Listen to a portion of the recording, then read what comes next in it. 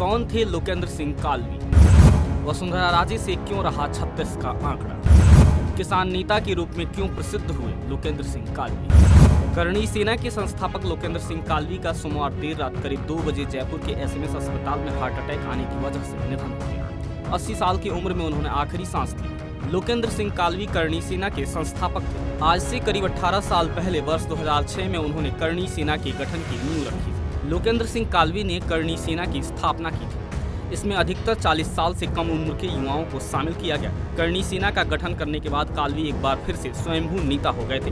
भड़काऊ मुद्दों पर विवाद और बॉलीवुड मूवी पद्मावत, वीर जोधा अकबर जैसे फिल्मों पर विरोध की वजह से करणी सेना को और लोकेंद्र सिंह कालवी को एक अलग पहचान मिली। इसके बाद से करणी सेना का संगठन देश के कई हिस्सों में फैल गया। फिल्म पद्मावत के विवाद के बाद से ही राजपूतों से जुड़े कई विवादित मुद्दों पर करणी सेना ने आक्रामक रुख अपनाया और जमकर चर्चा बटोरी। इसके बाद से ही कालवी राजपूत युवाओं में स्वर्णिम इतिहास को संजोने वाले रोल मॉडल बन गए। खुद को किसान नेता कहने वाले लोकेंद्र ने राजनीति में सफलता पाने के कई प्रयास किए, लेकिन सफल नहीं हुआ। वर्ष 1993 में नागौर तो 1998 के लोकसभा चुनाव में उन्होंने बाड़मेर जैसलमेर सीट से भाजपा के टिकट पर भाग्य आजमाया, लेकिन वे चुनाव हार गए। जानकार कहते हैं कि उस वक्त वह जाति की राजनीति नहीं कर रहे थे।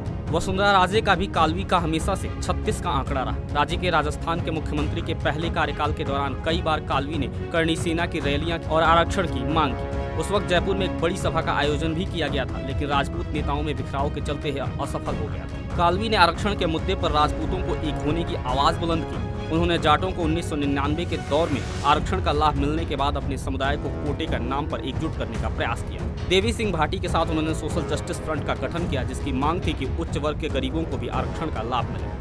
लेकिन वर्ष 2003 के विधानसभा चुनाव में यह फ्रंट राजस्थान सामाजिक न्याय मंच के नाम से राजनीतिक पार्टी की शक्ल ले चुका था। इस राजनीतिक दल के 60 उम्मीदवार मैदान में थे, लेकिन सिर्फ एक उम्मीदवार देवी सिंह भाटी ही चुनाव जीत सके। इसके बाद कालवी ने भाटी से अपनी राह अलग कर ली और भाजपा में वापस आ गए, लेकिन कालवी को करणी सेना ने ही एक अलग पहचान दिलाई। ब्यूरो रिपोर्ट, सच पे धड़क।